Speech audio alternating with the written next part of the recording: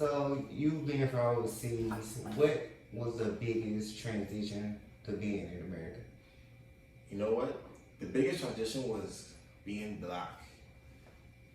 And what I mean by that is like back home, the majority of people are black. Like any other race is in the vast minority. So back home we don't even see it as black and white. We do it by like race more, so like not race, but by like citizenship. So like we do like, are you Bahamian, are you Haitian, are you Dominican, are you American? You know, we don't really do it by white and black. But coming here, like people don't see me as a Bahamian. If you walking down the street, you know who I am. You black. You know what I mean? And so back home, I didn't know what it was to be black. But up here, I had to learn what it meant to be black because whoever see me walking down the street, like I said, they gonna know you a black guy. And so whatever assumptions, whatever stereotypes come with being black for whatever reason, that's gonna be casted on me. And so that was the biggest thing. It's just the fact that why is there such a big deal about the fact that I'm black up here? Now there was that stuff back home in the Bahamas, like I said, like we are majority black now, and so it's like you don't have the same problems that y'all, that African Americans or anybody black over here would have. So that was the biggest transition for me, like just being black. So you've had the black moment, right?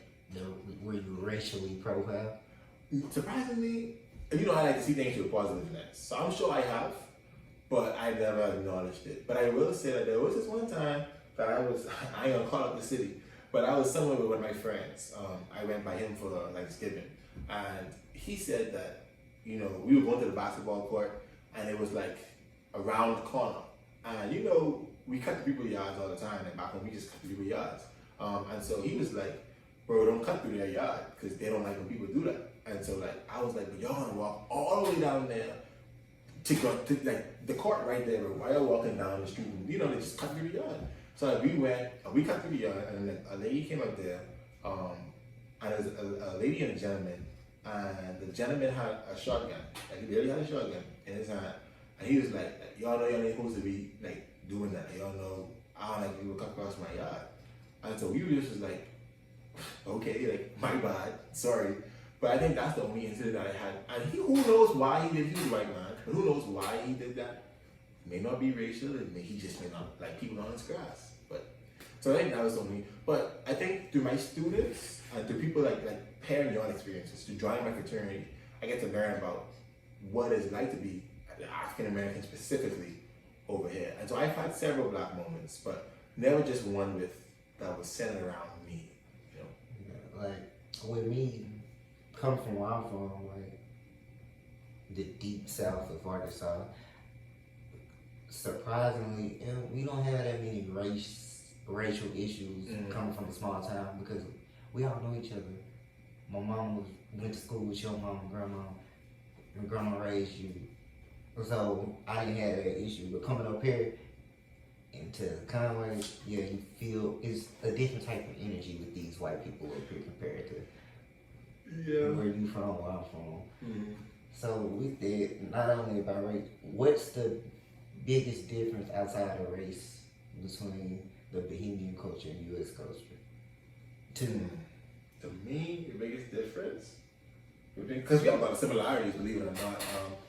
Of course, colloquialism, but that's expected. Honestly, when I came up here, my first thing was that Americans are a lot more, in my opinion, sometimes thin-skinned than Bahamians. When I say thin-skinned, you know what thin-skinned mean? Yeah. Yeah. Okay. So like they're a lot more thin-skinned, but I had to learn why that is the case. Like when I first came up here, like even back home, I used to be like, yo, like they always complain about everything, like everything against y'all, like the whole system, the whole world. Like why y'all just feel like everybody against y'all? Like why y'all just feel like it's y'all against the world? Like why y'all feel like every white person or whatever hate y'all? Like I'm sure that's not the point. But then coming up here, like and realizing that, damn, like some people are against y'all like that, and some systems are not the best, and you know, so on and so forth. So. I would say majority of the systems are against like black people, but for some reason, not only but everybody feel like that about black Americans. So we took the sense of us against the word. Like I know you hear about y'all don't have any culture and stuff like that. Just because we're in America. Mm-hmm. So a lot of times when we develop that mindset, it's because we hearing what everybody's saying, and our defense mechanism is, you know what? I heard you say something negative. I know you against me. You're an enemy. Mm-hmm. Which a lot of times I don't adopt it in my life. I need to stop. I need to grow up. But this is something we develop from childhood up to now. We see it. We hear it. We have people who went through it. So really have a jaded sense of the world compared to everybody else. Yeah, and that's something I have to understand. Like, people like you help me learn that. People like students help me learn that. Like, my advisors help me see stuff like that. You know, and just help me to understand what it is like. Because, like, for example, I don't know what it's like growing up in high school in the States. Like, I had some friends who were dealing with racial stuff. I think it's graduated high school like 4 years ago. So that's like, what, 2018? Yeah. In 2018, I wouldn't think that they would still be dealing with racial issues in their high school. But it's like, yeah, bro, like this woman literally failed me in a class, and she told me that the reason was because X, Y, and Z, which goes back to because you're black, basically.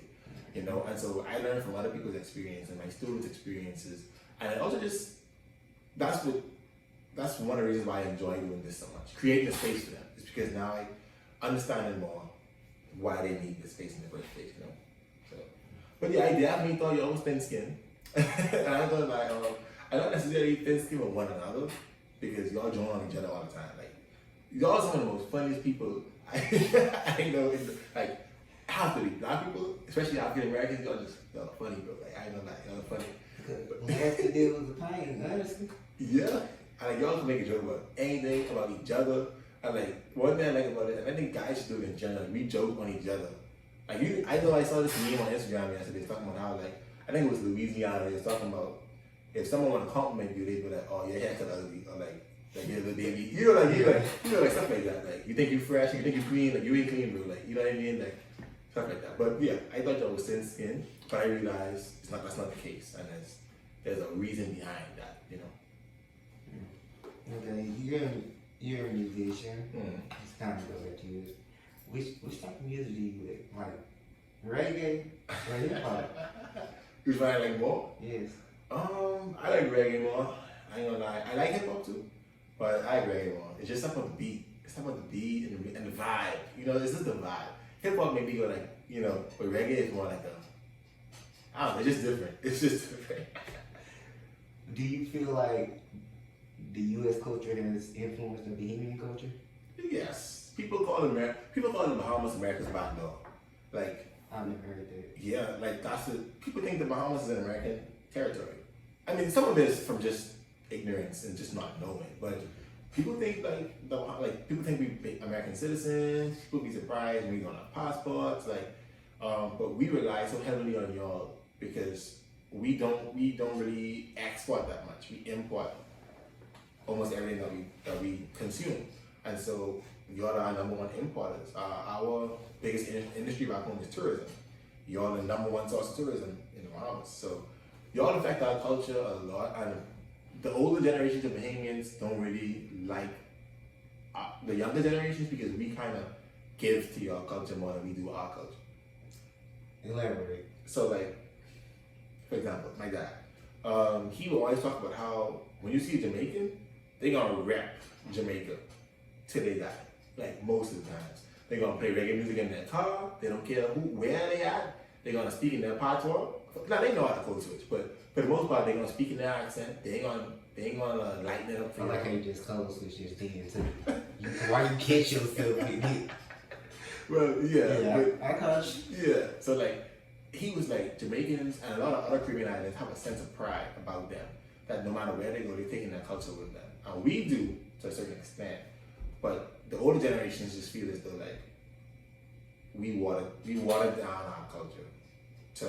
For example, let me give you an example. So like one of our cultural things back home is Junkanoo. It's a music festival basically. Yeah. We dress in the costumes. We beat goatskin drums, but the trumpets, saxophones. Yes, they do dress nicely. They do.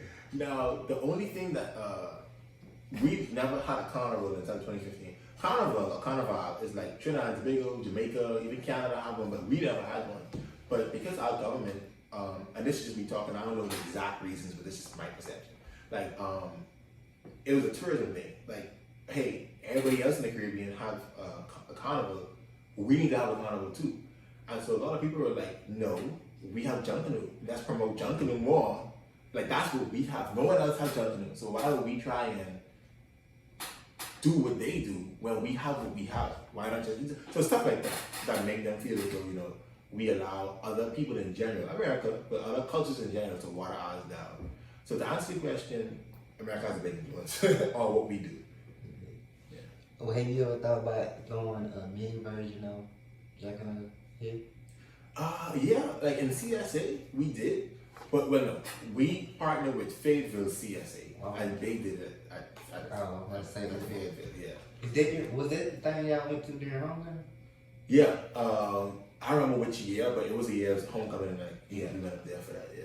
And they have like a whole parade. Now they do carnival, so they never did Junkanoo, they did carnival. But yeah, we thought about it before, but we don't, I would even say we don't have the numbers, we just never tried to do it down there. We just never tried it.